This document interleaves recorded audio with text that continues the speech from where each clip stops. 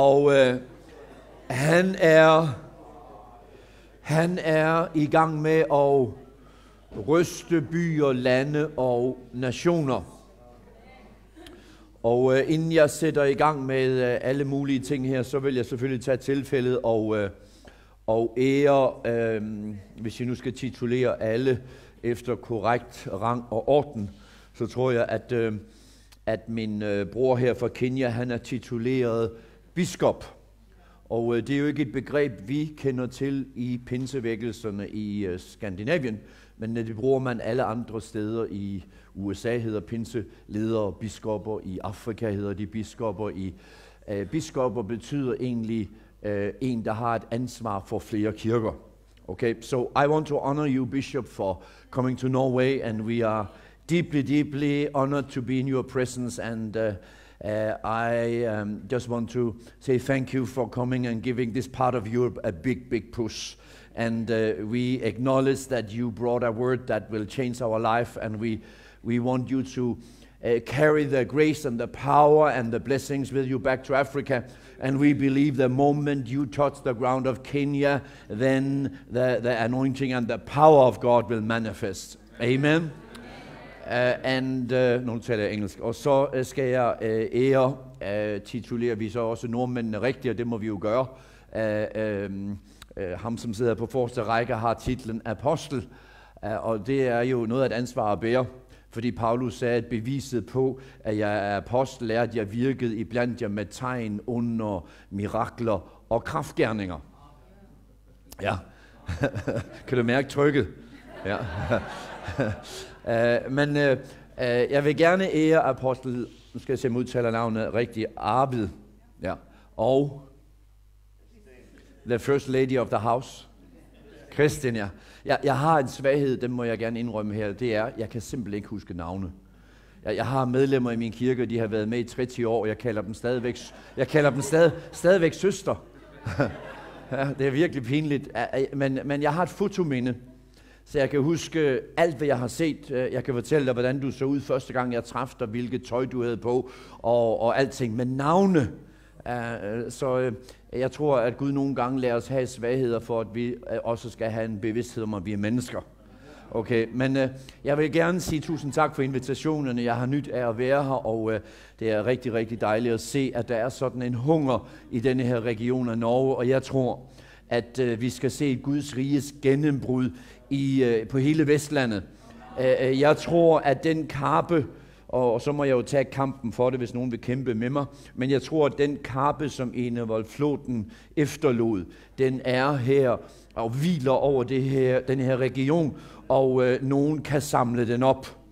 Nogen kan træde, ikke at du bliver Enevoldfloden, det bliver du ikke, men den salvelse, som samlede hele Norge, som forløste mennesker ind i tjenester, den ligger her over denne her region, og nogen må træde ind i den.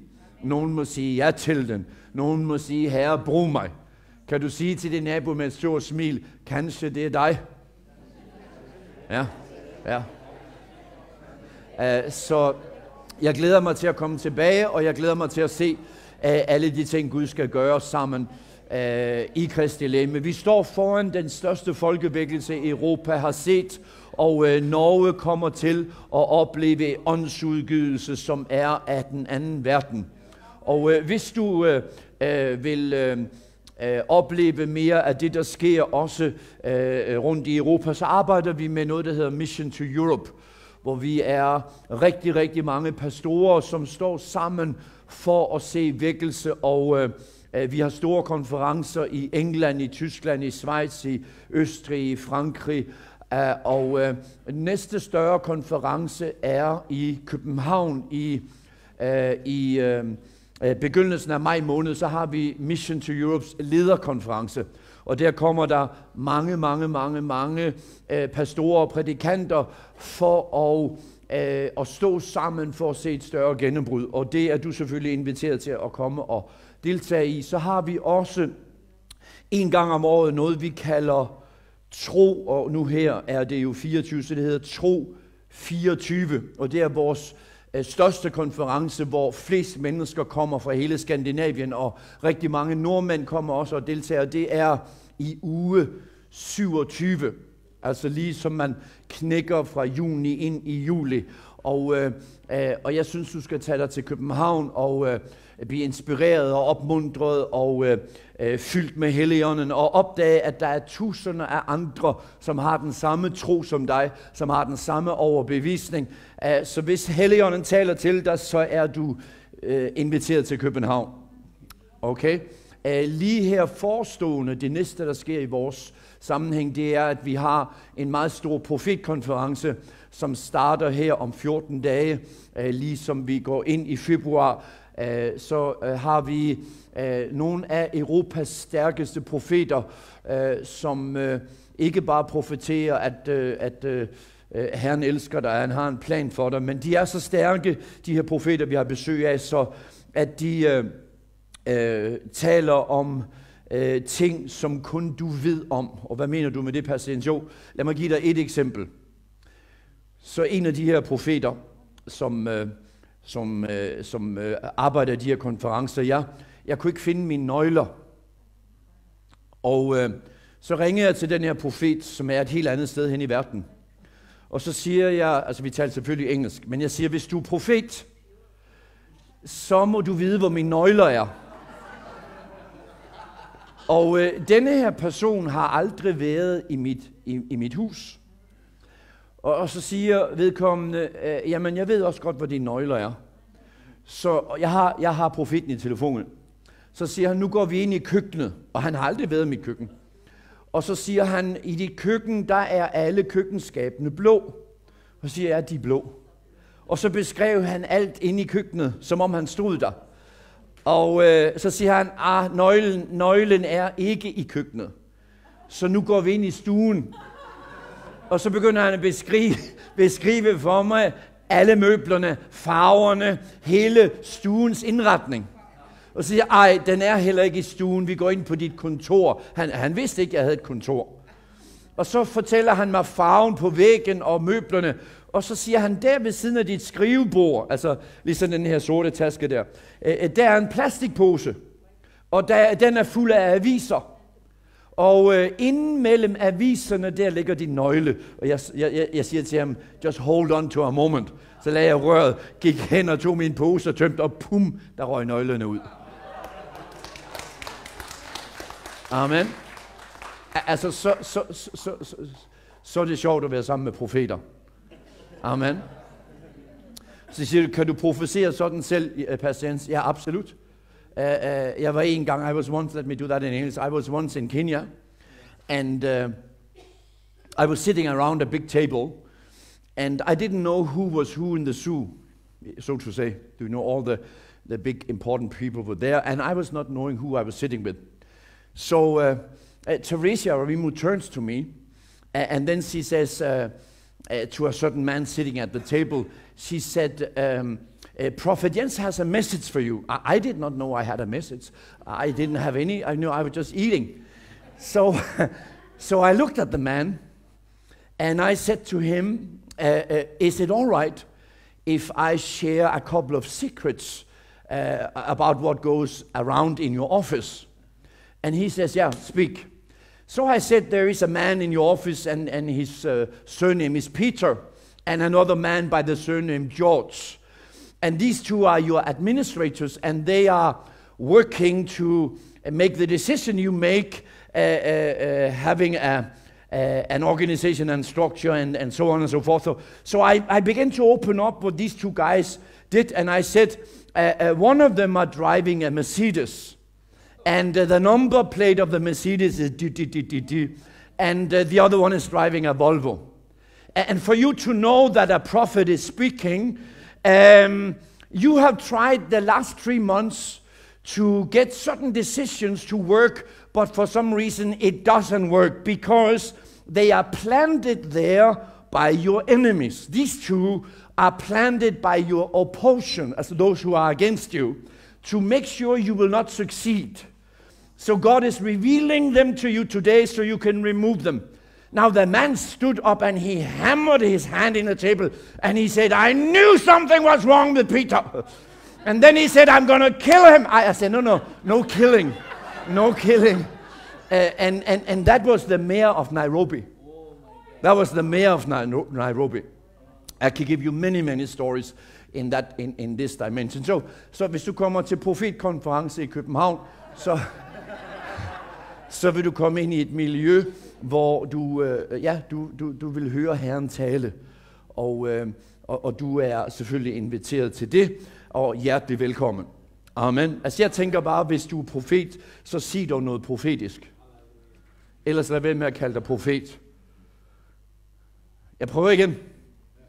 Hvis du titulerer dig selv profet, så sig noget, jeg ikke ved. Ellers ti stille. Okay, jeg prøver herover. Hvis du titulerer dig selv som profet, så vær dog profet. Altså, vi leger jo ikke kirke. Det er jo ikke et titulært show og cirkus.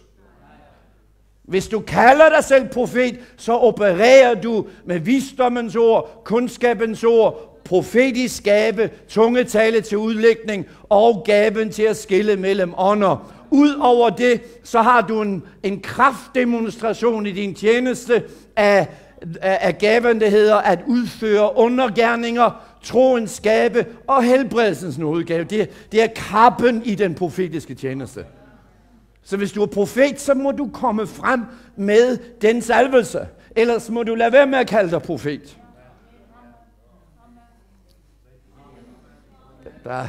Der blev pludselig stille i butikken. Men jeg kunne bare godt tænke mig at se den ægte vare. Amen. Hvis du er apostel, så vil jeg gerne se tegn og under og mirakler og kraftgerninger af en kapacitet, som ingen anden kan forløse. Og jeg prøver herover. Hvis du kalder dig selv apostel, så siger Paulus, tegnet på, at jeg er apostel, er, at jeg har virket med tegn, under, mirakler og kraftgerninger. Hvis ikke du har tegn, under, mirakler og kraftgerninger, så vær en smule forsigtig med titlen. Mamma mia. Nu ved jeg ikke, om de inviterer mig tilbage. Men jeg tror bare, der er et andet niveau af gennembrud, end det vi måske har set i lang tid. Og det er tid for os at se Guds rige bryde igennem. Amen. I kveld, hvis du kalder dig evangelist, så er du jo nødt til at have en evangelistisk demonstration af helbredelsesunder. Philip prædikede i Samaria, og alle som en var optaget af de tegn og under Philip gjorde. Hvor er den salvelse blevet af i Skandinavien? Nå, så prøver jeg herover. Hvor er den salvelse blevet af i Skandinavien? Vi må jo tilbage til det, der er Guds originale plan. Amen. Okay, jeg skal prædike til dig i kveld, inden jeg nu begynder at provokere dig for meget. Det sidste møde plejer jeg altid at provokere folk, fordi jeg rejser i morgen, og så er det jo lige meget. Så kan pastorerne rydde op bagefter og sige, nej, han mente det ikke lige helt. Altså, du ved, men jeg skal tale til dig i kveld, og titlen er Salvelsens 3 dimensioner. Altså på engelsk vil det lyde the 3 dimension of the anointing. Altså de 3 sider af den Helligånds salvelse over et menneskes liv. Jeg skal tale om den personlige salvelse. Jeg skal tale om salvelsen over din tjeneste. Og så skal jeg tale om salvelsen, som ryster byer og lande. Altså den nationale salvelse. Den salvelse, som forløser gennembrud og vækkelse. Amen. Men inden jeg gør det, så var jeg på Livets Ord i 1985. Og da jeg gik, der gik 85, 86 og 87. Og da jeg gik der på andet året, indtil i løbet af maj måned i 87, så tænkte jeg, at jeg skulle tilbage til Danmark at hjælpe pastoren i den pinsekirke, jeg var medlem i. Jeg tænkte, nu har jeg udrustet mig, og nu skal jeg komme hjem og tjene med i den menighed, jeg er en del af. Da vi kom hen til maj måned, så begyndte bønnens og nådens ånd at komme over os. Og vi var en bønnegruppe, og vi havde bedt meget, meget stærke bønner et helt år for Danmark i den der bønnegruppe. Men pludselig flyttede vi os fra at tale i tunger til at komme ind i det, man kalder barnsnødsbøn. Altså det flyttede sig fra at være almindelig tungetale til at blive en dyb bøn gennem den hellige ånd, som fødte frem et gennembrud. Jeg glemmer aldrig den nytårskonference, jeg var gæstetaler på Jern, inden at Levende Ord tog til Bergen. Vi skulle prædike, og pludselig ramte bønnens og nådens ånd os ude på Jern, der i Bryne. Og en hel nat var der ingen af os, der kunne andet end at sukke og bede og føde. Så hvordan lød det? Det lød voldsomt. Er der nogen af jer, der har været med til en naturlig fødsel? Det er ikke så, stille. Det er intenst. Men den nat kom bønnens og nådens ånd over os. Men tilbage til min historie. Så jeg kommer ind i den her dimension af bøn, og pludselig kommer jeg i henrykkelse. Og jeg så København, og på det tidspunkt, der er jeg 21 år gammel. Så jeg så København og Danmark opleve en folkevækkelse. Jeg så Guds kraft ramme Folketinget, København, universiteter, skoler, læreanstalter. Jeg så en ungdomsvækkelse, som medfødte, at tusinder af studerende løb ind i Guds rige. Jeg så en bygning i København med 10.000 siddepladser. Jeg så tv-stationer. Og mens jeg så på den her folkevækkelse i Danmark, så pludselig så blev jeg løftet op, som hvis man går ind i en helikopter. Og så jeg nationerne. Og jeg så ved Guds nåde, hvordan at Gud sendte mig til alle kontinenter. Og jeg så mig selv prædike for præsidenter og konger og embedsmænd. Jeg så crusade og vækkelseskampagner. Jeg så døde blive opvakt, og den næste halve time kan jeg fortælle dig, hvad jeg så i det syn. Det var som at gå ind i en biograffilm. Jeg var fuldstændig overvældet af, hvad Helligånden viste mig. Og da jeg kommer tilbage efter det syn, så tænkte jeg, jeg må have været i henrykning i 15 minutter. Men alle dem, der bad med mig, de sagde, Jens, du har været væk i 7,5 timer. Og du ved, når du kommer i henrykkelse, så taber du fornemmelsen af tid og sted. Så da jeg kom til mig selv, så tænkte jeg, at når nu vi tager til København og starter Københavns Bibeltræningscenter, så vil vi i løbet af 1, 2, 3 år se en kirke med 10.000 medlemmer, tv-stationer, folkevækkelse. Jeg var fuldstændig overbevist om, at det jeg havde set, det var det Gud også ville gøre gennem sin nåde. Og 20 år efter, så var det stadigvæk ikke gået i opfyldelse. Jeg prøver herover. 20 år efter, og du skal ikke misforstå, altså der var en masse herlige ting, der skete. Vi har en dynamisk kirke, vi har en fuldtidsbibelskole, og der skete en masse fantastiske ting, men vi er ikke kommet ind i det, som jeg så i det syn. Og en dag så kommer der en profet og siger til mig, Jens, du har set vækkelse i et syn, men du så en hændelse, og du tænkte, at det du så først var den kronologiske orden, altså først gennembrud, vækkelse, kirke, national vækkelse.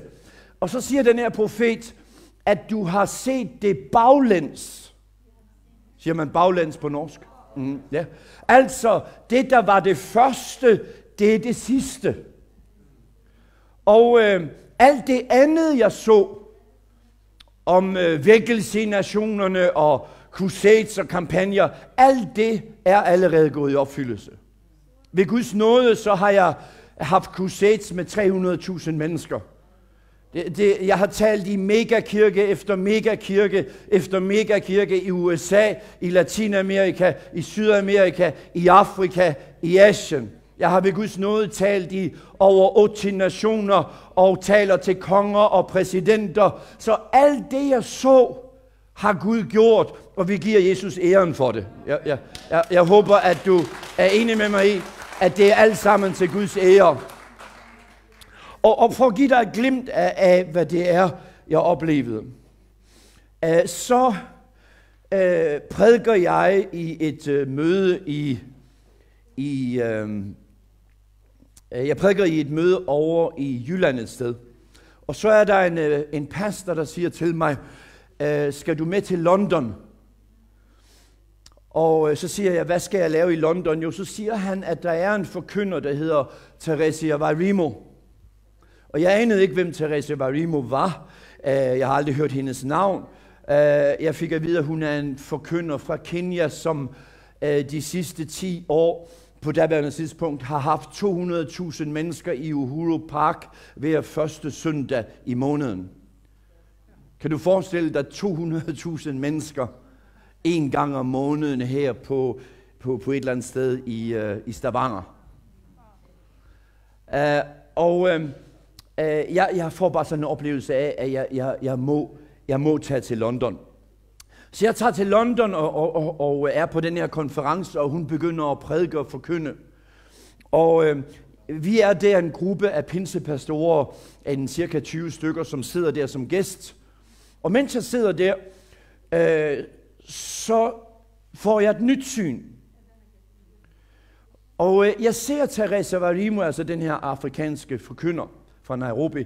Jeg ser hende komme hen og gribe fat i mig og rykke mig ind i det mirakuløse. Og jeg tænkte, det var mærkeligt, fordi at, Så i slutningen af mødet, så begynder vi at bede for alle de her mennesker, og Teresa Varimo, hun spørger så, om vi andre pastorer kan hjælpe med at bede. Og jeg går så ned og begynder at bede, men i slutningen af forbønnen, så går jeg over til det område, hvor Teresa Varimo beder. Og så siger jeg til hende, kan du venligst lægge hænderne på mig? Og så strækker jeg hænderne frem, og hun står foran mig og lægger sine hænder ovenpå. Så jeg lukker ikke hænderne om hendes hænder. Jeg har dem bare åbne, og så lægger hun dem ovenpå. Og pludselig, så kommer den hellige ånds salvelse over mig i en grad, jeg aldrig har oplevet i mit liv. Hver eneste fiber i min krop begyndte at brænde. Og jeg har talt i tunger mange gange, men jeg begyndte at tale i tunger i en dimension, som også var helt ny. Det boblede ud af mig. Jeg talte i tunger og profeterede og talte i tunger. Og hun talte i tunger og profeterede. Men forstår du, ilden blev stærkere og stærkere og stærkere, og til sidst så var det for meget. Så jeg står med hænderne, og hun har sine hænder ovenpå. Og jeg klarede ikke mere. Det var for stærkt. Så jeg trak mine hænder til mig. Da jeg trækker hænderne til mig, så følger hun med. Og vi har ikke lukket vores greb. Jeg har åbne håndflader, og hun har åbne håndflader. Men jeg blev, hvordan skal jeg forklare det, klistret fast. Altså det var som superglue. Jeg sad simpelthen fast. Og det blev stærkere og stærkere, og til sidst kunne jeg ikke stå på mine ben. Så jeg faldt under den hellige ånds kraft, men fordi hun sad fast, så trak jeg hende med ned på gulvet. Og det er jo ikke nogen venlig ting. Så mødeværterne blev jo helt paniske, fordi Teresa Varimo skal jo ikke ligge på gulvet. Okay? Så de tog fat i Teresa Varimo og hævde hende op, og jeg sad fast, så jeg kom med op. Og så var der 2 mødeværter, en tog rundt om mig i livet, og en rundt om hende, og så begyndte de at hive, men jeg kunne ikke komme fri. Så satte de os på forreste række, og så sad jeg der med hænderne fast i hendes hænder. Og du ved, det er altså ikke særlig godt, for jeg holder normalt kun min kone i hænderne. Jeg sidder ikke der i en kirke og holder en anden dame i hænderne. Og jeg ved ikke, hvornår det slap. Jeg var beruset i den hellige ånd i 3 dage. Næste morgen, så skulle jeg medvirke et eller andet. Jeg var så beruset, så det tog mig 20 minutter at komme fra sengen ud i brusebadet. Jeg kunne ikke stå, jeg kunne ikke gå. Så havde du været inde på mit hotelrum, så havde du ledt højt. Jeg kravlede rundt og talte i tunger. Jeg kom 2,5 time for sent til mødet. Og da jeg kommer ind i mødet, så siger de, Teresa Varimo vil tale med dig. Og når jeg kommer hen, hvor hun er, så falder jeg under salvelsen en gang til. Så tager jeg tilbage til København og tænkte, hvad i verden er det? Fordi det har jeg godt nok ikke oplevet i Skandinavien. Så ringer telefonen, og en person siger, at de vil gerne invitere dig til Nairobi og tale på et crusade. Vi bliver så enige om datoen, når jeg flyver til Nairobi. Da jeg lander i Nairobi, og nu skal du huske, at på det her tidspunkt, det her er jo over 20 år siden, der har jeg jo ikke prædiket til mere end et par 100 mennesker. Altså ikke noget sådan, du ved, store sammenhæng. Og da jeg lander i Nairobi, så er mit ansigt på alle plakater i hele byen. Men problemet er, at der er også en anden person. Den ene er Reiner Bonke, og den anden er Jens Garnfeldt. Og jeg tænkte, wow, hvad gør jeg nu? Så Reiner Bonke er jo fantastisk. Og der var 300.000 mennesker i Uhuru Park. Og de kom jo selvfølgelig for at høre ham. Og efter den 3. kvæld, så sidder vi i bilen, Reiner Bonke og Teresa Varimo og nogle andre. Og så vender hun sig til mig. Og så siger hun, Pastor Jens, tonight, Bonke is going to preach the message, and you are going to do the miracles. Og jeg sagde, hvad? Don't let me do any miracles. Let me preach. I mean, I'm a preaching machine. I can out-preach anybody. But miracles, that's not really, that's for African preachers. I haven't even healed a half-dead cat. And she says, you are not listening. Altså hun siger, du lytter ikke. Jeg siger, nej, jeg ved, jeg ikke lytter. Nå, så kommer vi ind i Uhuru Park, og tusinder af tusinder. Og jeg sidder så på en stol oppe på platformen, sammen med en masse andre, og Reiner Bonke starter, og han var jo fantastisk. Virkelig, virkelig, virkelig stærk. Og da han har prædiket færdig, så tager Teresa Varimo mikrofonen. Og så siger hun, jeg ved ikke, om du har været i Kenya, men du er nødt til at tage til Kenya, så finder du ud af, at de introducerer mennesker lidt anderledes end i Skandinavien. Så hun siger, tonight we are going to introduce to you a man of God that moves in signs and wonders and miracles. He is an apostle among apostles. He moves in the prophetic grace. God has raised him up as an evangelistic voice to shake nations. Og så fortsatte, og jeg blev mere og mere glad. For jeg tænkte, nu har de besluttet sig for, at det er en anden. For jeg var ikke noget af det, hun sagde. Og alle de der 300.000 stod og råbte, yeah. Og så siger hun, tonight, the man of God is Jens Garnfeldt. Jeg tænkte, what? Reiner Bonke sidder bag ved mig. Alle er der. Præsidenter og alt, der skulle være i konferencen, var der. Jeg tænkte, wow. Men jeg har et princip. Og det er, at jeg kommer aldrig til, på engelsk, siger man sådan, to dishonor I will never dishonor a man of God. It will simply never happen. Så jeg var nødt til at gøre, hvad jeg blev bedt om. Nu har jeg 300.000 derude. Regner Bonke siddende her. Enten er det sidste gang, jeg nogensinde står på sådan en platform, eller også skal Gud gøre det under. Ja. Så jeg tænker, hvad gør jeg? Og så kom jeg i tanke om, at Regner Bonke starter jo med sådan at råbe. Så jeg tænkte, lad mig komme ind under hans salvelse. Så jeg råbte, Jesus is Lord! Og 300.000, de råbte, Jesus is Lord! Så råbte jeg, halleluja! Men at råbe er jo ikke noget mirakel. Og så stod de og kiggede på mig.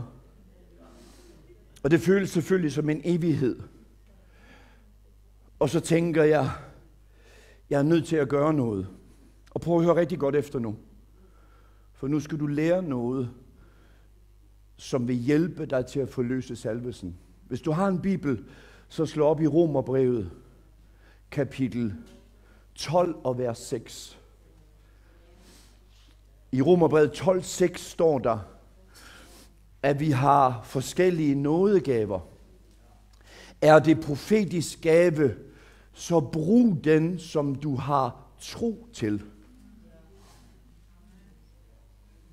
Meget mærkeligt vers.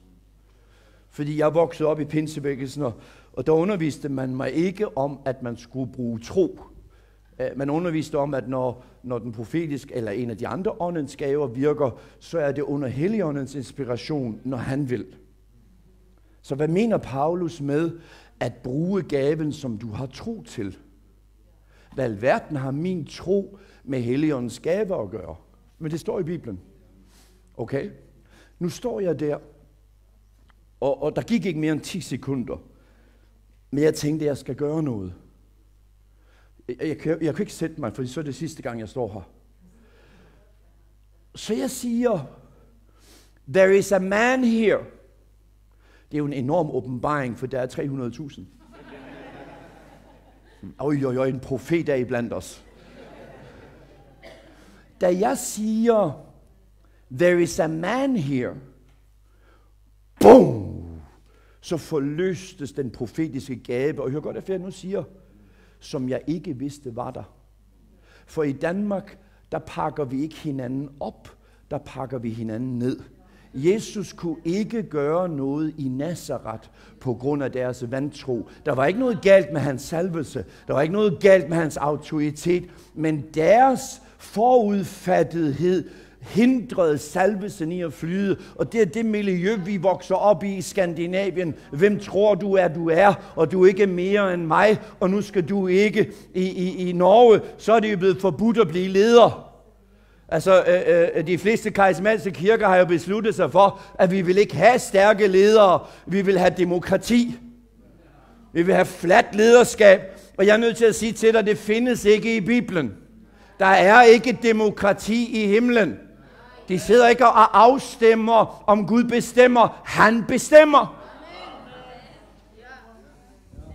Mamma mia. Nå. Men, så jeg siger, there is a man here. I det øjeblik, jeg sagde, der er en mand her, så begyndte salvelsen at manifestere sig i en form, jeg aldrig har set eller hørt før. Jeg har profeteret før, men det har mest været, så siger Herren, jeg elsker dig. Jeg ved, hvad du har gået igennem, og jeg er med dig, og jeg bevarer dig, og jeg har en god plan for dig, og det skal nok gå.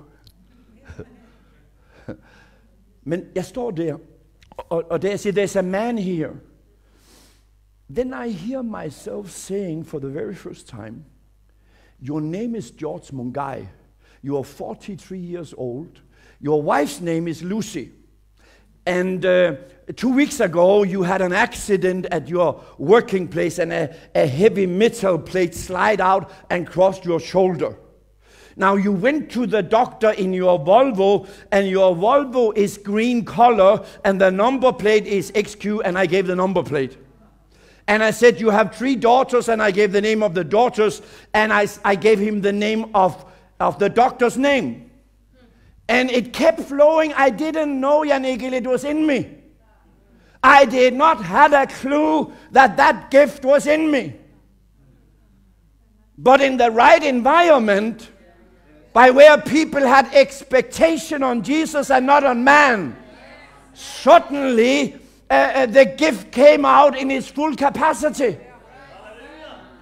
And before I finish, nu taler jeg engelsk, altså inden jeg afsluttede, så sprang George op og råbte, det er mig, det er mig, det er mig. Og så løb han op på scenen, og så siger han, da du sagde mit navn, så gik der en elektrisk ild af den hellige ånds kraft igennem mig, og min skulder blev fuldstændig helbredt. Halleluja.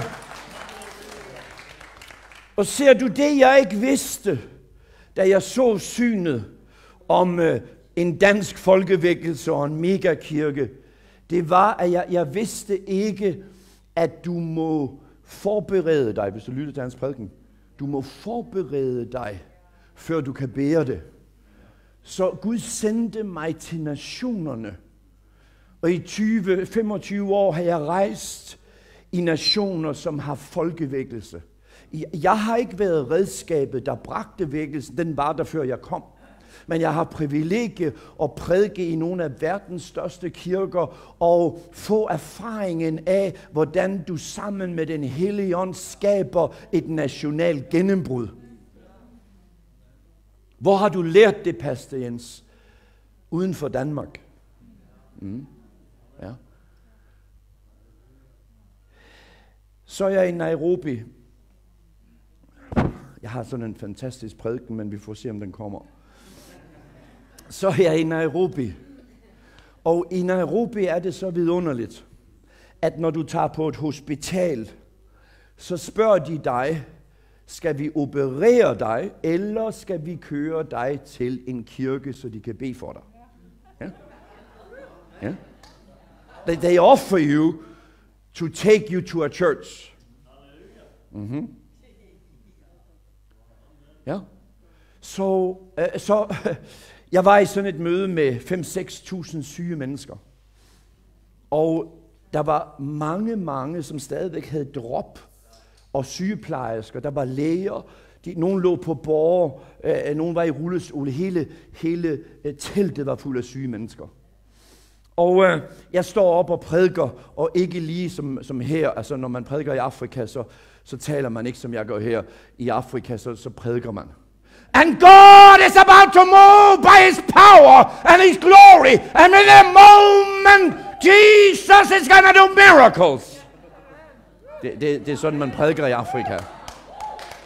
Ja. Du kan ikke tage til Afrika og pipe. Then they're going to outpreach you. If you want to preach, preach. Nå. Så jeg var helt oppe i 5. gear med turboknappen nede. Mens jeg nu prædiker sådan der.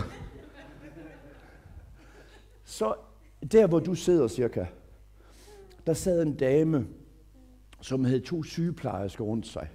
Hendes familie sad der, og jeg står heroppe og prædiker. Og pludselig så begynder den der dame at sveje, og hun så virkelig dårlig ud. Og inden jeg når at gøre noget, så falder hun på gulvet. Og jeg prædiker videre, så jeg er stadigvæk helt oppe under taget i det højeste gear. Og sygeplejere og læger løber over til hende og giver hende mund til mund, og hvad hedder det på norsk? Hvad? Førstehjælp, ja. Ja. Så sygepersonale arbejdede, og 10 minutter senere, så gør lægen sådan her. Og så var jeg nødt til at stoppe, så kunne jeg jo ikke råbe længere. Og så siger jeg til lægen, på engelsk selvfølgelig, what is happening? Altså, hvad sker der? Og så siger han, she is dead. Altså, hun er død. Og så bliver det bare stille. Og jeg tænkte, nej, gå på Jens Garnfeldts møde og dø. Altså, hvilken reklame. Hva? Her er verdens evangelisten, og så dør man af at gå på hans møde. Teresia Warimo, hun har opvagt 8, 10, 12 personer. Hele Kenya ved, at Gud har brugt Teresia Warimo til at opvække døde. Hun sidder på platformen. Så Frank, jeg tænker, jeg tror, jeg giver mødet til hende. Så jeg går op og siger, I think this is where you take over. This is your business.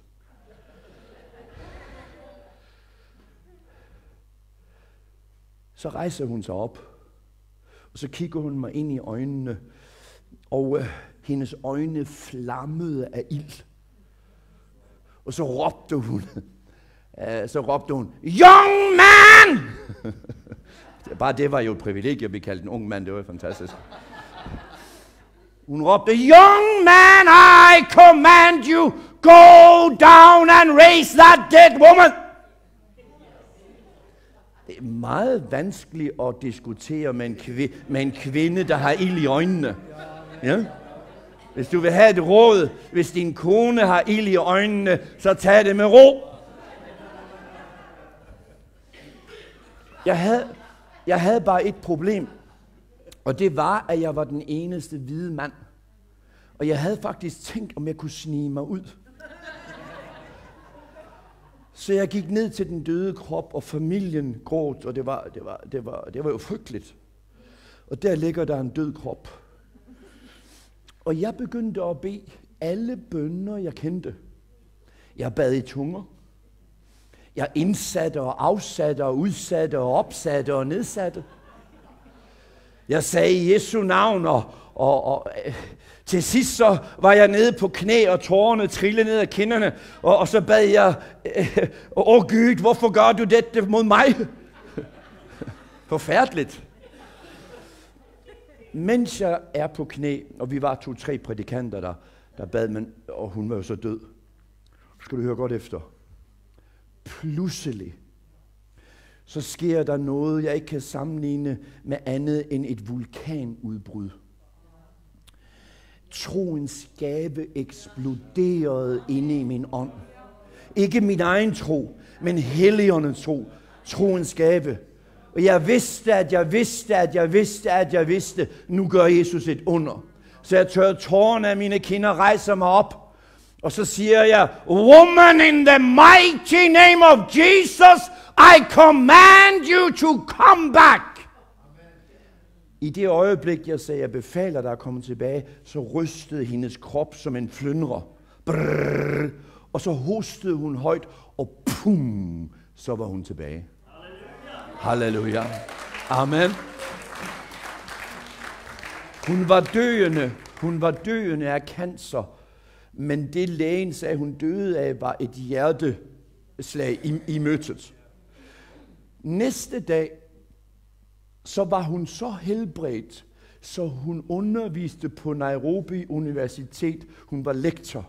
Så hun blev ikke bare opvagt, men Gud helbredte hende for al cancer og genoprettede hele hendes krop. Og hun er i fuld live i dag. Amen. Vi tjener en vidunderlig Gud. Og jeg tror, at det er tid for os i Skandinavien at træde ind i den samme demonstration af tegn, under, mirakler og kraftgerninger. Amen. Lad os prædike et evangelie, der bliver demonstreret af Guds rige. 2 år efter, 2 years later, then I go to Mombasa. And I'm preaching in your hometown. It's not your hometown, but Mombasa is your backyard. Yeah. Mens jeg prædiker der, og rigtig mange mennesker er der, så kommer der en dame, og hun kommer op til mig med tøj rullet sammen sådan her. Mens jeg prædiker, så ligger hun tøjet i min favn. Og da jeg tager det i min favn, så mærker jeg, at det ikke tøj, der er noget. Og da jeg kigger, så er der en død baby. Og så siger jeg til hende, what is this? And she says, it's my dead daughter. She's been dead for 3 days. Jeg siger til hende, hvorfor har du ikke begravet hende? No, Pastor Jens, I was in Nairobi. Altså jeg var i Nairobi. Og så, hvordan Gud brugte dig til at opvække en død.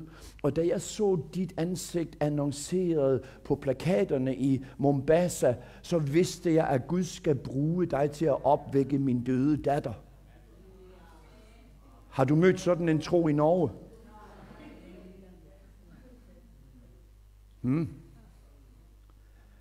Så spørger jeg Helligånden, kan jeg gøre det, eller skal jeg gøre det? Altså, vi har jo magt til at opvække døde, men alle døde skal jo ikke opvækkes. Er du enig med mig om det? Vi går ikke ud på en kirkegård og tømmer den. Så vi ved, at vi har magt og myndighed, men opvæk ikke en død, hvis ikke Jesus siger, at du skal gøre det. For vi er jo ikke herre over liv og død. Jeg bestemmer jo ikke. Jeg har magt i navnet Jesus til at gøre det, men Jesus skal jo sige ja. Hvad gjorde Jesus? Jeg gør kun det, jeg ser faderen. Okay? Så jeg spørger Jesus, skal jeg gøre det? Og jeg oplever bare, at han siger i mit indre menneske, go ahead. Og nu står jeg med det her døde barn. Og denne her gang, så var jeg et andet sted i min vandring med Herren. Så jeg behøvede ikke at græde og tigge og bede, men jeg holder barnet, og så siger jeg, in the mighty name of Jesus, I command life to come back into this baby. Og inden jeg siger amen, så begynder alt tøjet at ryste. Og pludselig hører vi en baby gråte højt. Og Gud gjorde et mirakel ud over det sædvanlige. Halleluja. Amen. Og ser du, jeg tror mange af jer har lignende historier som mig. Ikke at du måske har rejst verden rundt eller haft den slags mirakler, men jeg tror mange af jer har haft den oplevelse af, at Gud har talt til dig om vækkelse i Norge. I har set syner, I har fået visioner, og ved, at Herren har kaldet jer. Og jeg er her for at profetere til dig, at nu er tiden kommet for den største folkevækkelse, Norge nogensinde har set. Jeg spurgte Reiner Bonke, som var min ven, og jeg siger, Bonke, hvornår fik du gennembrud i Afrika? Og så siger Reiner Bonke, at indtil 73, der kunne jeg ikke samle mere end 3.000 mennesker. Men i årstallet 73, sagde han, så var det som om, at hånden drejede. Noget forsvandt i atmosfæren over det afrikanske kontinent. Og det år, 73, så gik vi fra 3.000 til 30.000. Og resten er historie. I Afrika i dag, så har man kurset med op til 1 million mennesker.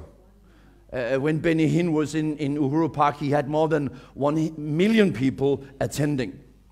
I Nigeria i dag, så er der en kirke, som har over 1 million i gudstjeneste hver søndag.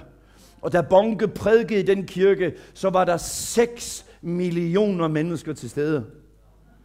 Altså cirka 1 million mere, end der er i Norge. I et møde. 6 millioner mennesker. Er du klar til vækkelse? Altså verdens største kirker er ikke længere i Sydkorea. De er i Afrika. Og ser du, han siger til mig, det var som om Gud vendte hånden. Jeg var i Sydamerika, og vi ved jo alle sammen, at før vækkelse brød løs i Sydamerika, så var de 0,05% på nyfødte, og resten var katolikker.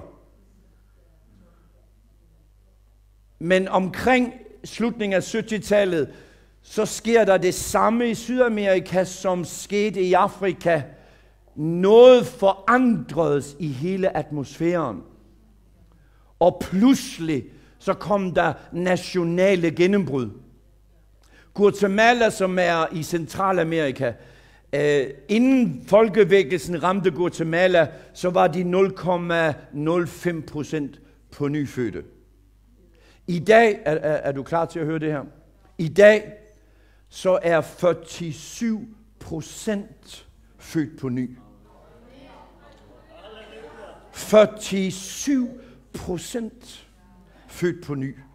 I Guatemala City, som har 2 millioner, der er 3 kirker, der er over 30-40.000 medlemmer, og hundredvis af kirker fra 1000 til 5000. Når du går i byen Guatemala City, så er det umuligt at synde. Det kan ikke lade sig gøre. For alle steder du går, der er der en søster og en bror. Hallo pastor, hej pastor, nice to see you pastor. Når du går ind på hotellet, så er personalet i lobbyen født på ny. Dem, der gør rent på dit rum, er født på ny. Buschaufføren er født på ny. Alle er frelste. Så tog jeg til Bolivia. Og Bolivia er det fattigste land i Centralamerika, eller i Sydamerika. Når man lander man i 4.500 meters højde. Og så kommer jeg til den her kirke, der hedder Ecclesia, som er i hovedstaden La Paz. Og de er 20.000 medlemmer. Og så prædiker jeg for dem, og mens jeg prædiker, så sker der pludselig en eksplosion. Og ud af taget, så kommer der en masse graffiti, eller papirstykker, hvad hedder det på norsk? Ja, hvad hedder det på norsk?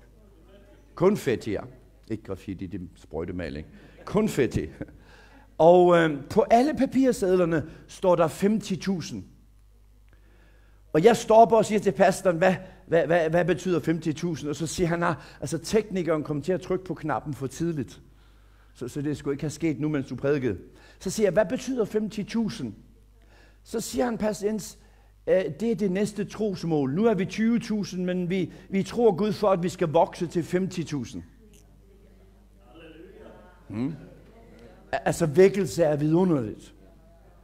Vækkelse er vidunderligt. Det umulige bliver muligt. Amen.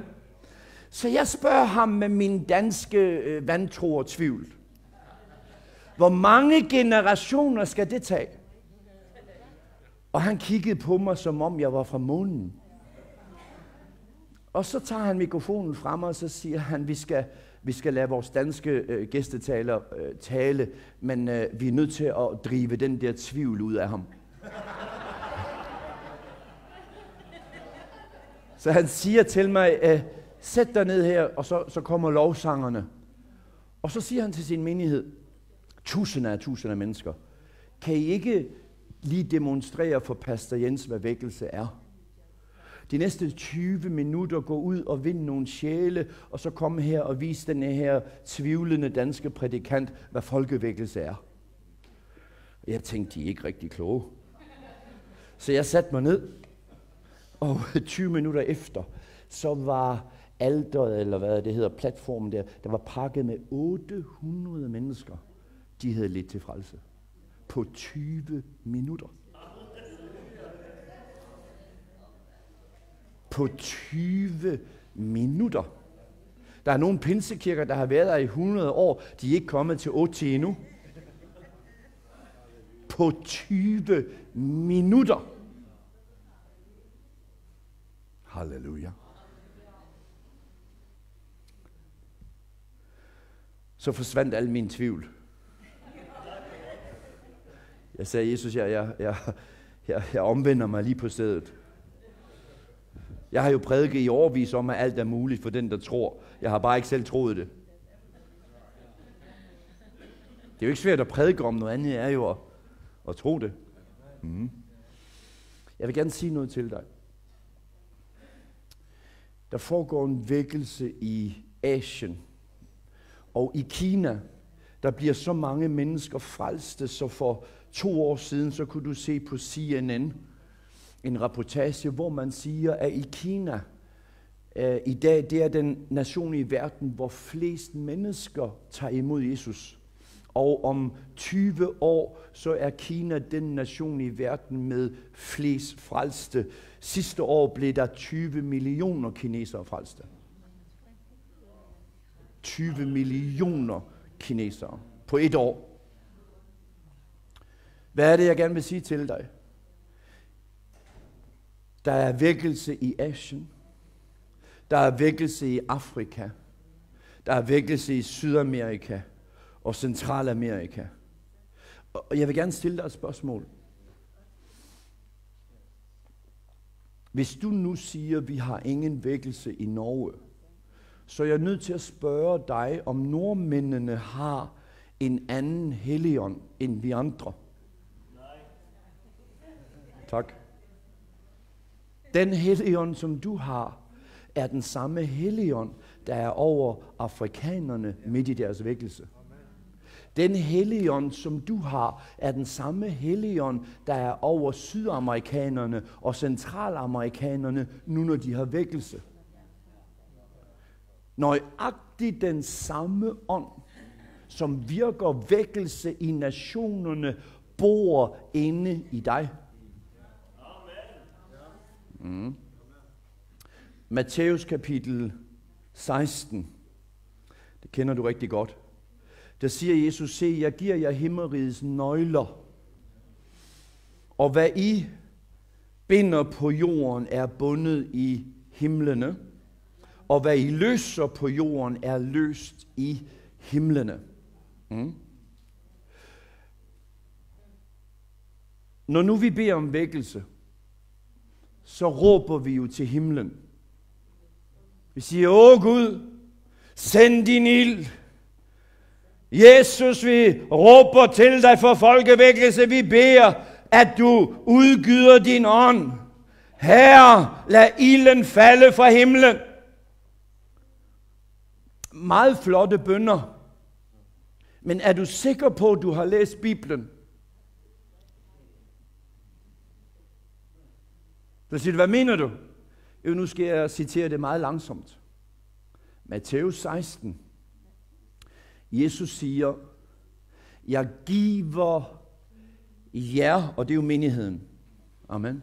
Det er Kristi krop på jorden. Jeg giver jer nøglerne til himmeriget. Og hvad I løser, er løst. Og hvad I binder, er bundet. Kørte du i bil herinde, Frank, i dag? Må jeg prøve at se dine bilnøgler? Ja, de er ikke i min jakke.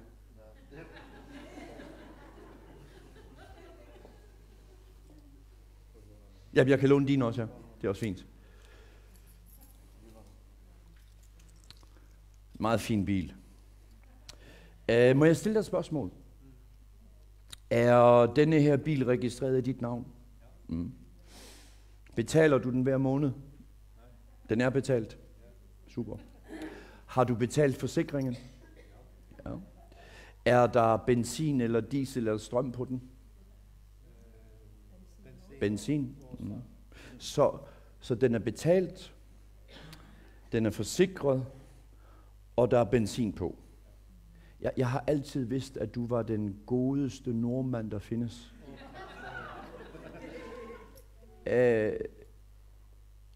Det her er jo din bil, men nu har du et problem.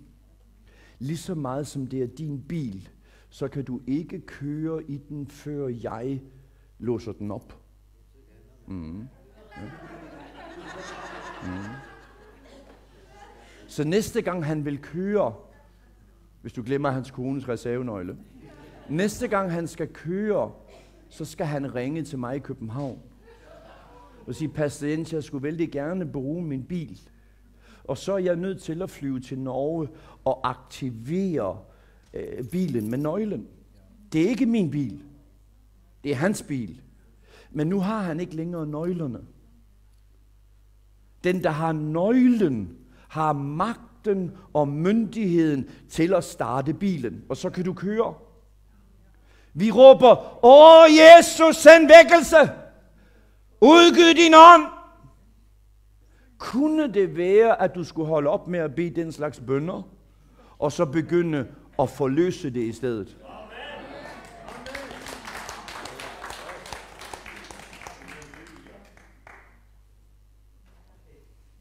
Jeg ved godt, jeg skyder hele din teologi om vækkelse i stykker. Men nogen må jo hjælpe dig. Hvis han har givet dig nøglerne, så kan du ikke spørge Jesus om at åbne op for det, for han er nødt til at få dig til at gøre det. Siger han ikke til dig, nu skal du høre godt efter. På jeres vandring skal I prædike og sige, himmeriget er kommet nær. Opvæk døde, rens spedalske, uddriv onde ånder. Hvem skal gøre det? Det skal du jo gøre.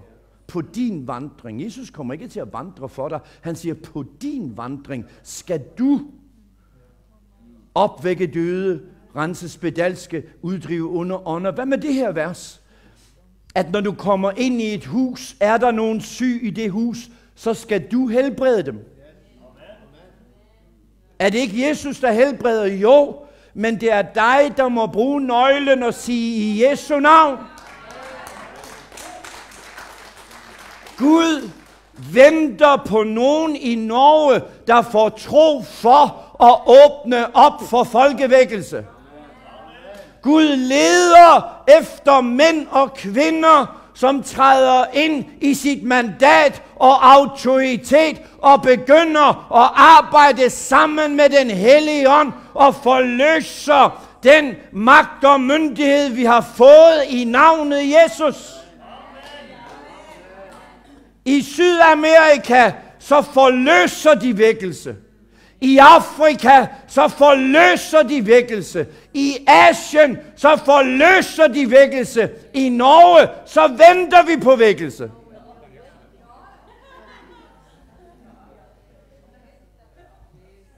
Hvad eller verden venter du på? Nej, men patient, du forstår ikke rigtigt. Jeg venter jo på Helligånden. Jamen, hvis du venter på Helligånden, er der kun ét svar på det, og det må jo være, at du har smidt nøglen væk. For det er ikke dig, der skal vente på Helligånden, det er jo Helligånden, der venter på dig. Du har nøglen. Du har jo nøglen. Jeg håber ikke, du har låst ham inde. Så er det da en god idé i kveld at låse op for ham. Hvad siger han til dig om vækkelse? Johannes 7, så siger Jesus selv, fra dit inderste skal det strømme af levende vand. Hvor er Helligånden henne? Han er ikke længere i himlen. Han er inde i dig, hvis du er født på ny og åndsdøbt. Hvad er det for en ånd, du har? Den samme kraft, som opvagte Jesus fra de døde. Hvis helvede ikke kunne stoppe Jesus, da opstandelseskraften kom over ham, så kan helvede vel heller ikke stoppe vækkelse i Norge. Okay, jeg prøver herover. Jeg siger, hvis helvede ikke kunne stoppe Jesus fra at blive opvakt fra de døde, så kan helvede vel ikke stoppe Helligånden for at virke vækkelse i dig.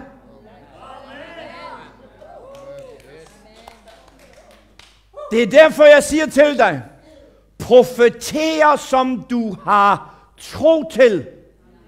Niveauet af troen afgør niveauet af åndsudgydelse. For du forløser ikke noget, du ikke har tro for. Og hvis ikke du tror, du har vækkelse, så vil du gå tilbage og sige, snælle Gud og kære Jesus. Men hvis du har tro for det, så siger du ikke, snælle Gud og kære Jesus. Så siger du i Jesu Kristi Nazareans navn, så forløser jeg åndsudgydelse og vækkelse og gennembrud og tegn og under og mirakler. Halleluja! Jeg tror, hvis vi bliver her, så kan vi starte en vækkelse. Nu må jeg hellere give dig nøglen tilbage, så du ikke skal køre med din kones nøgle. Men kære søster og bror, der er så meget mere at sige. Men mit vidnesbyrd, grunden til at jeg gav det til dig, det var, at jeg vidste ikke, at de mirakler var mulige gennem mit liv. Jeg anede ikke, at jeg kunne profetere.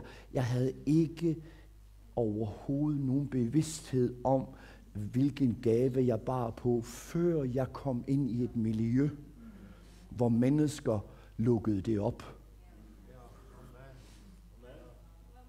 Når jeg lander i Nairobi,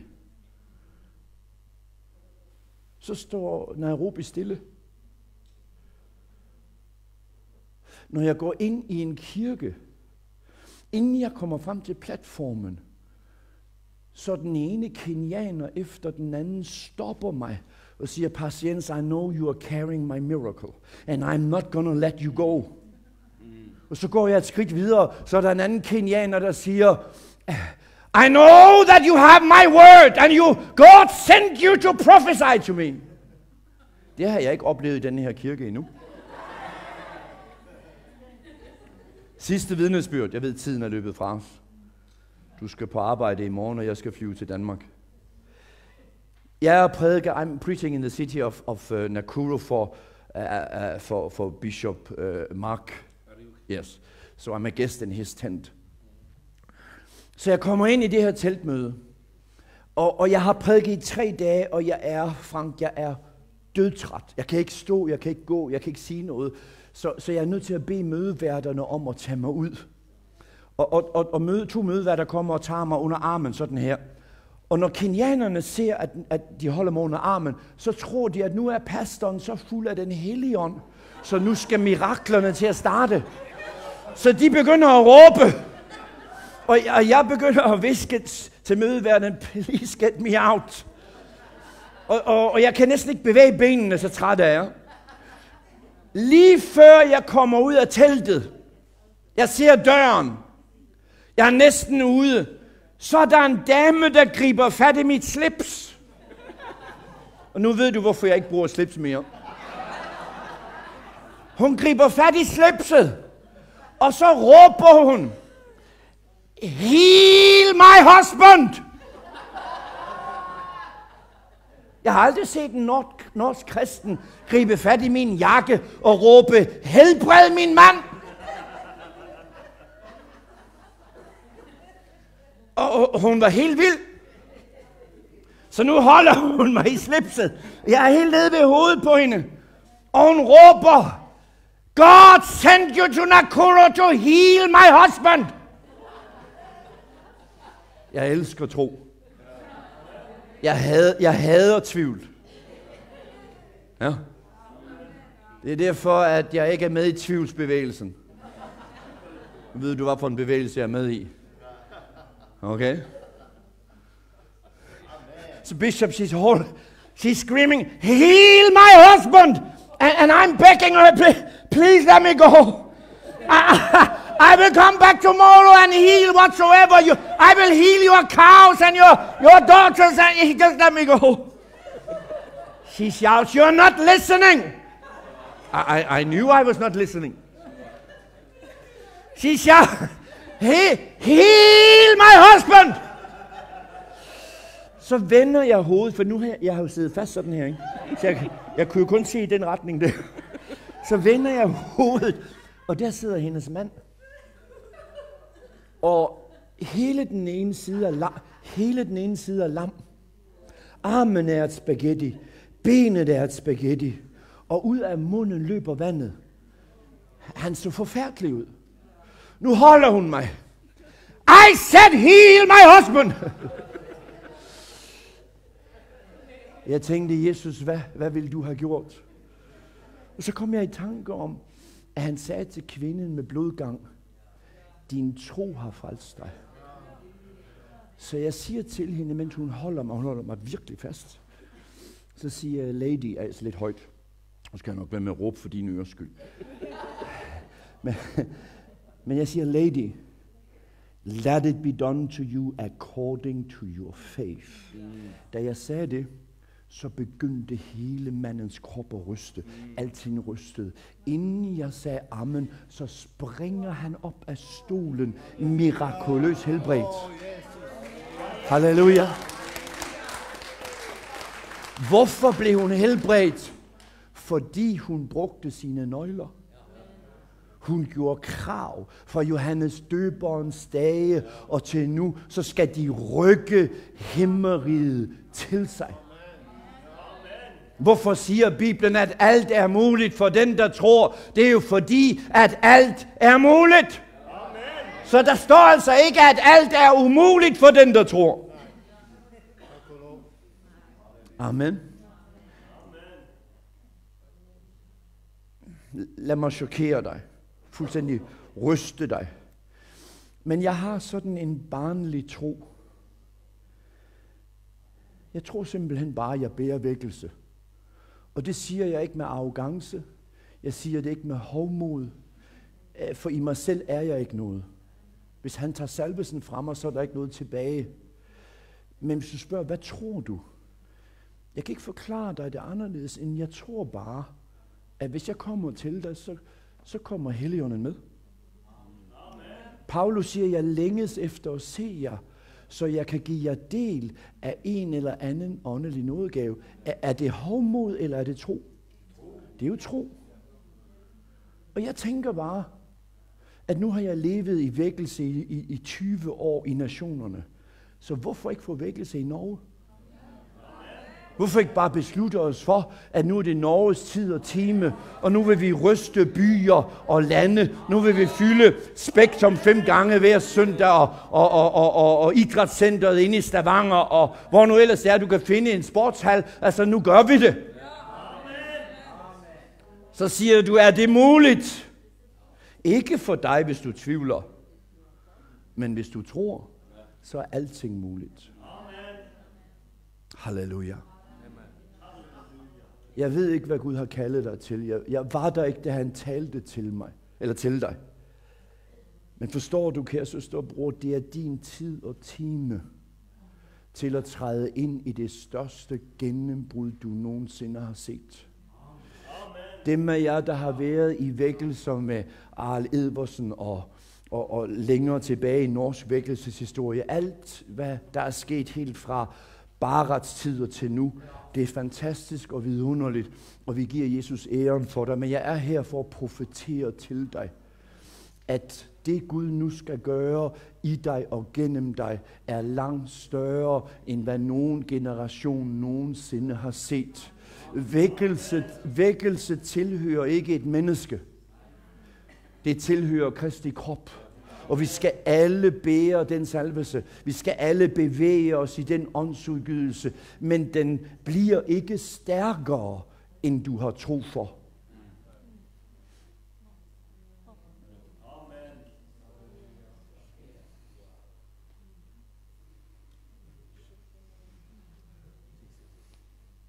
Hvordan ved du, om du har tro for det? Det har Jesus jo forklaret meget tydeligt. Hvis du har tro for det, så siger du det.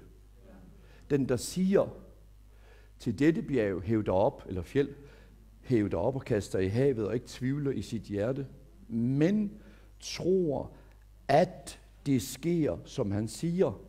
Han skal få det, han sagde. Så hvis du siger, at der er ingen vækkelse, så er det det, du tror. Hvis du siger, der er ikke noget gennembrud, så er det det, du tror. Hvis du vil vide, om du har tro for det, lyt til, hvad du siger. Jeg har været i mange bønnemøder i Norge, og så beder man, at nu er vi mere nære end nogen gang. Kan I ikke mærke, at noget er i luften? Nu sker det snart. Nu er vi mere nære, end vi nogensinde har været. Meget sjældent hører jeg nogen nordmænd sige, at nu har vi vækkelse. Men de beder alle sammen, at det er på vej, og meget snart. Det er ikke tro, det er tvivl. eller håb. Og der er ikke noget galt med håb, det er vidunderligt. Men tro er, at du har det. Tro, at du har fået det. Hvis du tror den samme kraft som, if you believe that the same power that rose Jesus from the death is living on the inside of you, then there is nothing you cannot do. It's a matter of faith.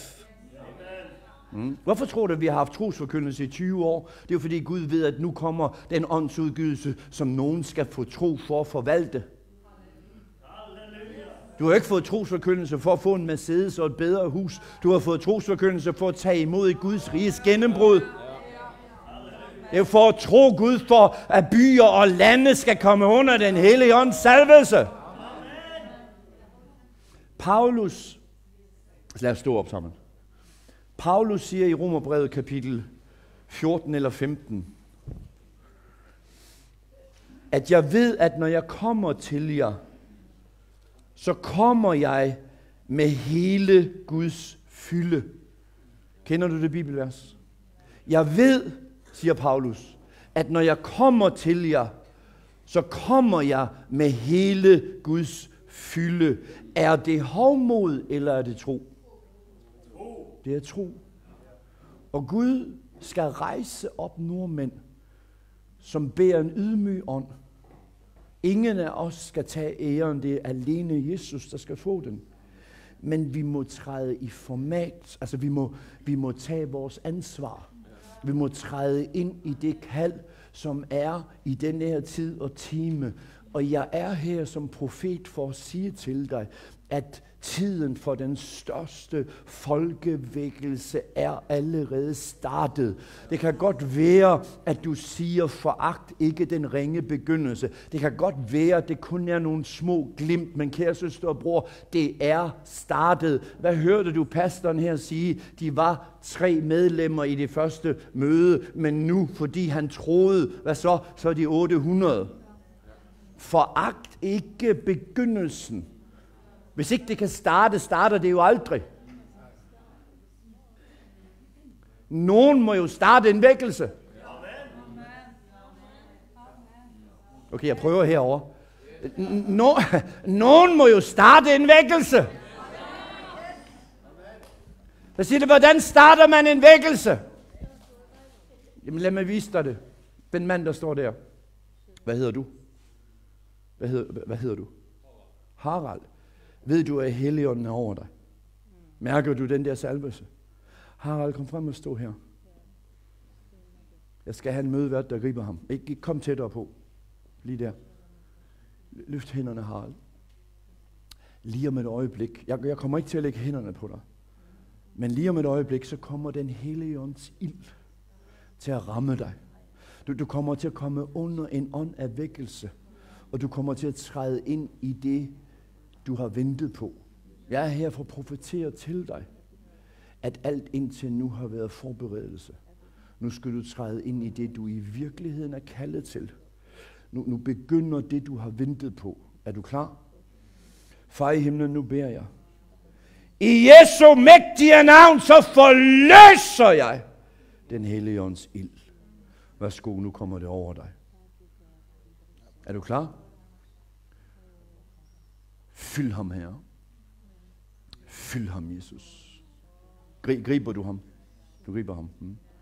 Fyld ham nu, Herre. Nu kommer ilden, Harald. Oj. Forstår du, nu kommer den hellige ånds salvelse over dig. Fire! Okay. Kom. Den hellige ånd er over dig. Er du klar til at tage imod? Oj, nu kommer ilden. Fire! Værsgo, nu fylder han dig. Fire! Værsgo. Kan jeg få dem af jer, der er fra denne her kirke, af det? Ja, kom. I want to prophesy to you that you're going to step into a move of the Holy Spirit, which Stavanger have never seen. Amen. In this generation, God is about to hit your city with fire. Jeg behøver 4 mødeværter, en bag hver mand, fordi de kommer alle sammen til at falde under den hellige ånds kraft. Så du er nødt til at gribe dem. Husk, hvad jeg nu siger. Du skal ikke måle det på en følelse. Du skal bare forløse det. Der vil være dage, hvor du mærker ilden og salvelsen og kraften. Og så vil det være dage, hvor du ingenting mærker, men den samme ild er der. Gå hjem og læg hænderne på alt i jeres kirke, og så siger det fum. Er du klar? Vidunderlige Helligånd. Nu beder jeg, at du udgyder vækkelsens ånd. I Jesu mægtige navn, fyld dem med en ild, som sætter Stavanger i brand. Oj, nu kommer salvelsen. Griber vi ham her? Fire! Oj. Are we catching her? Fire! There it is. Catch her. Fire! Oj. Fire! There it is! Amen. Comes on you now. Thank you, Holy Spirit. Thank you, Holy Spirit. You, come. And you. No, him. The other, yeah, you. Just stop there. It works for me like this when I start a revival, that God shows me His fire. So I literally physically see fire sitting on people. And that's why I'm calling you, because I see that fire on you. All right? Do we have a usher behind her? Because the Holy Spirit is all over her. You will never ever be the same again. For the rest of your life, you will come under this revival fire. Fire! There it is. Are you ready? I see 2 angels standing behind you. It's not the catchers, it is 2 huge angels. They are around 2.50 meters. And one is having a golden bowl full of oil, and the other one has a mantle. And God is now going to anoint you to carry a move of God. It's going to come upon you, and you will start seeing a move of the Holy Spirit everywhere you go. There it is. Fire! Thank you, Jesus. Thank you, Jesus. Thank you, Jesus. You, come. God is saying unto you that it is not over. Everything until now has been what God asked you to do, and you were faithful. You did according to what He said. You stepped into your destiny. And I am here to tell you, well done, my beloved servant, says God unto you. You were trustworthy over little, but now I say unto you that I will place you over much. You are not going to settle down and then you have a history of being somebody used by God. I am prophesying to you that you are stepping into every prayer you have prayed. You are stepping into a revival you have asked me to give you. And I am going to make you a carrier of that fire. Fire! Thank you, Jesus. This man here, stop there. Fire! Hallelujah. Thank you, Lord Jesus. Thank you, Lord Jesus. Thank you, Lord Jesus. This worship leader there, her on the piano, come. The Holy Spirit is all over. Stop there. The Holy Spirit is all over. Just lift your hands. Oh, you will come under this anointing.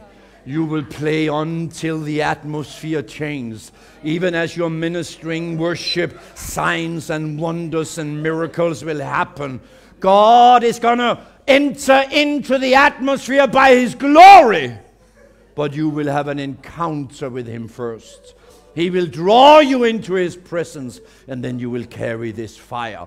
Fire! Are we catching her? There it is.